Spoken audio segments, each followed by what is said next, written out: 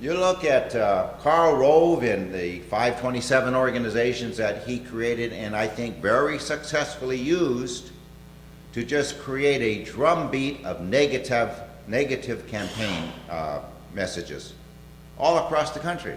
Target, at particular races, but because they had a very good understanding of how the American voter reacts. And they used that understanding to follow a strategy that was tremendously successful. You have to take your hat off to them. They succeeded. And I want to go back then to one of my heroes, Joe Dela Cruz. And Joe created First Nations Education, let's see, what does he call it? What did he call it? First Nations Education Fund. And he created a 527 organization to use that organization to go after Slade Gorton back in 2000. And one of the things they did with the 527 organization they created was to pay, with the money they raised, they paid for a range of public opinion polls, national polls. I know they didn't have a tremendous amount of money, but the First Nations Education Fund had, I think, approximately $150,000 to $200,000. And so for about, I think around $50,000, and they paid for a series of public opinion polls that asked members of the public, their degree of support for Native Americans, and their concerns. And I think one of the things that sticks in my mind, particularly when I read back now about what they came out of those polls, and this again I think was in about 10 years ago now, but I don't think things have changed that much. Something like 89% of the American public indicated to these pollsters that they strongly support Native Americans in general and their goals of creating a self-sustaining economy for themselves. Now, I didn't use those exact words, but that was the idea of it. I think in a more focused way, there is a potential, for such a campaign to be organized on behalf of our tribal concerns.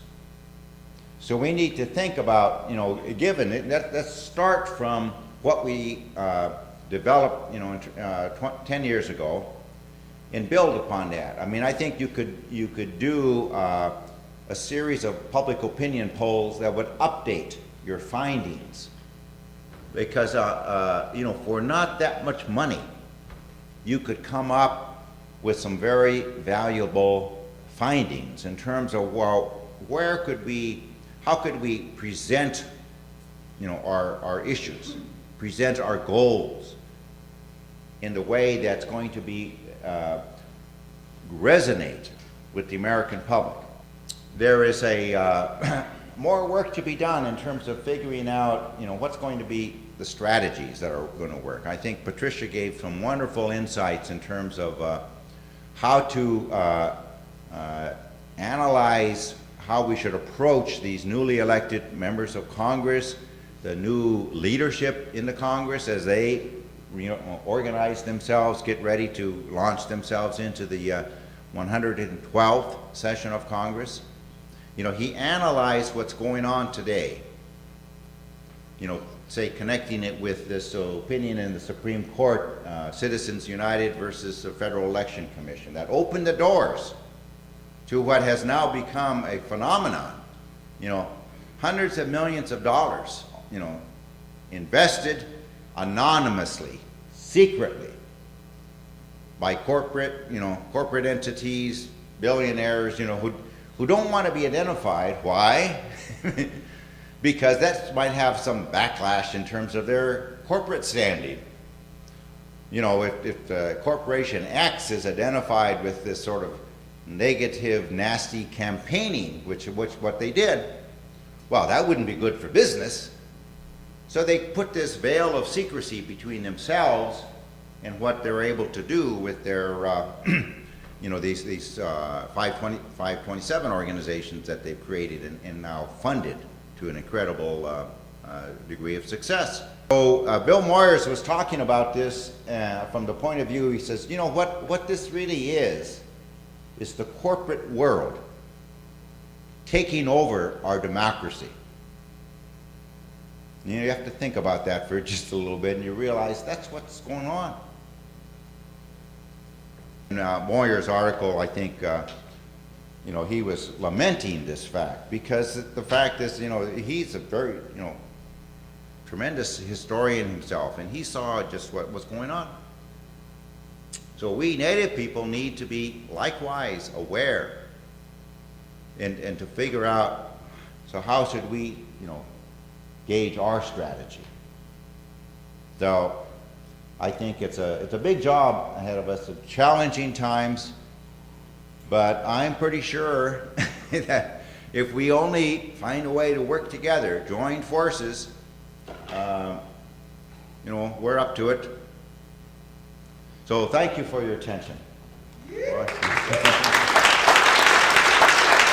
Thank you, Alan. A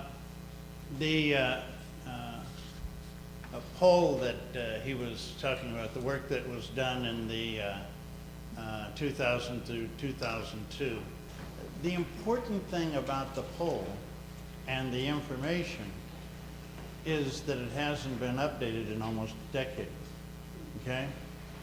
And I think that that's one of the key suggestions that Alan was making. Let's find some resources so that we can develop those tools that allow us to be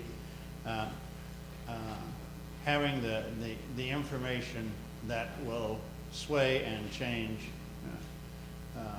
opinions.